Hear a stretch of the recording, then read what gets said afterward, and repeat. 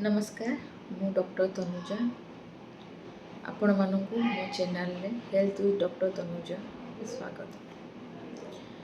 आज टॉपिक आरंभ करिया पूर्व निश्चित चाहिए जो माने मोर वीडियो नुआ करी देखुचंती चैनल निश्चित भाव में सब्सक्राइब करंतु, लाइक कमेंट शेयर करंतु। भल लगे चलतु जानिबा आज टॉपिक होची liver dysfunction rho sine and symptom.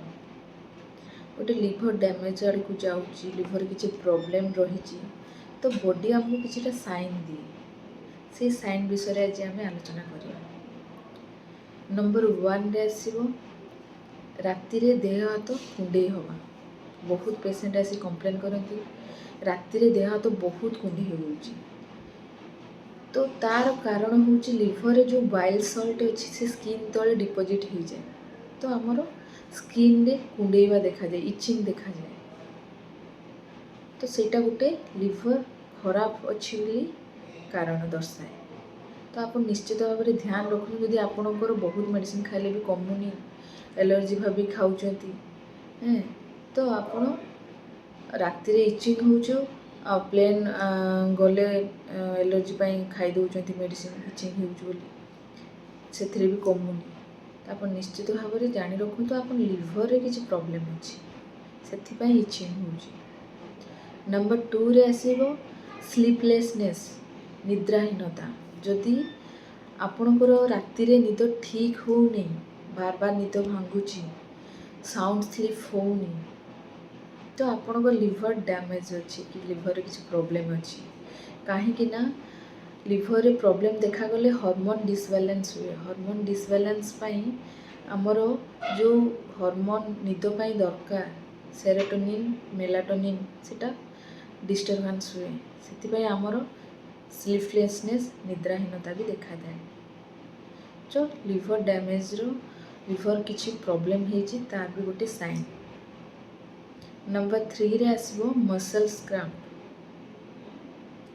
Muscles cramp राति रे बहुत लोग कंप्लेन करती हाथ गोड़ खांची धरुची, तो सेटा भी हार्मोन डिसबैलेंस ही हुए, सेटा भी गोटे लिवर खराब हबार साइन। नंबर 4 रे आसीबो restlessness leg syndrome. Restlessness leg syndrome राति रे बहुत लोक भी एमती कंप्लेन करती से राति रे गोड़ न हलेले निद हबनी, तो लगातार गोड़ हलेले निद आसी थाए, तो सेटा होची रेस्टलेसनेस लेग सिंड्रोम, माने अस्थिरतापण आसी जाए, तो से भी हार्मोन पाई होची लिवर प्रॉब्लम हेची बोली लिवर रे सेटा भी गोटे मुख्य कारण। नंबर 5 रे आसीबो नाइट स्वेटिंग। बहुत लोग एमती कंप्लेन करिथिबे तांको राति रे बहुत झाळ बहुची, सेटा हार्मोन डिसबैलेंस पाई। तो लिवर जेते खराब होची आम बॉडी को अलर्ट करूची से जे मोर खराब हेलानी, तो मते सेतिकी केयर दरकार। लोक ये सब जिनस गुड़ा ओवरकम करी जाती, एतटा केयर नियंती जो द्वारा कि लास्ट रे आसे आमर high blood pressure, diabetes, fatty liver, तो बहुत किसी पड़को लगी जाए। तो लिवर निश्चित भाव में जत्न नियंतु। लिवर को जो बेस्ट खाद्य तापाई दरकार सेटा खातु, किसी खाद्य एवॉइड करंतु जोटा लिवर पाई प्रॉब्लम रही। तो बहुत किसी जिनिस अच्छी लिवर विषय आम आहरी डिटेल्स करी जानिबा। आज पाई केवल साइन सिम्पटम। थैंक यू देखि एते पेशेंस मो video. Thank you so much.